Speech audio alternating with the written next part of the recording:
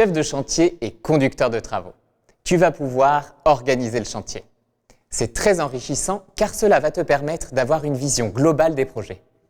Je te laisse avec Frédéric et Jean-Marc qui vont t'expliquer toutes les subtilités du métier. Le conducteur de travaux s'occupe du chef de chantier. Le chef de chantier s'occupe du chef d'équipe. Le chef d'équipe s'occupe de ses ouvriers. Chacun a sa place pour que ça avance, quoi.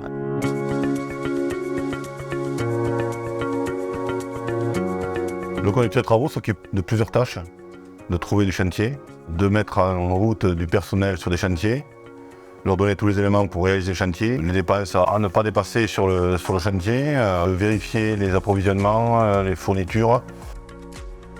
Nous, on est plus en contact avec les architectes et puis après tous les collaborateurs et les coéquipiers qui sont avec nous à travailler. On est sur le terrain, on a un regard technique un peu sur ce qui se fait.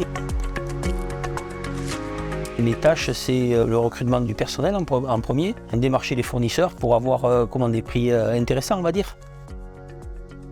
Quand on a un chantier on a attribué sur un chantier, on est notifié.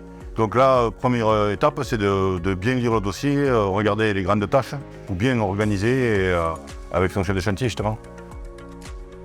On a des tâches qui sont réparties. On va commencer par piquer les enduits, après refaire les enduits, après on travaillera sur les sols. On essaie d'être au plus juste pour que ce soit viable pour l'entreprise, sinon ça ne pourrait pas fonctionner.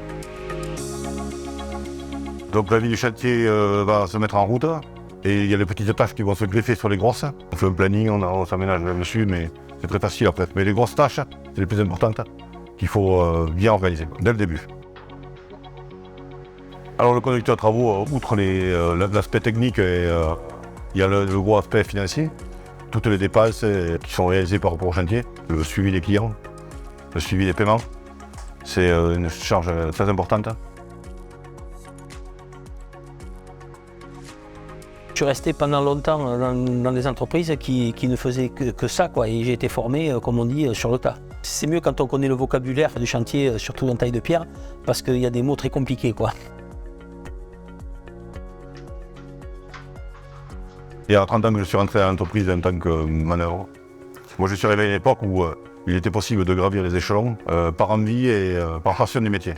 Aujourd'hui il est vraiment possible aussi de suivre un parcours en partant de rien et en remontant. Il faut beaucoup de volonté, d'envie et de passion. C'est le maître mot, il n'y a pas d'autre chose. Les qualités qu'il faut pour ce métier, de la patience, il faut être pédagogue, il faut être assez juste, il faut aimer la matière. C'est une matière noble et il faut l'aimer. Et quand on est attiré par la pierre, je pense qu'on reste dedans, qu'on ne peut pas faire autre chose, c'est compliqué après.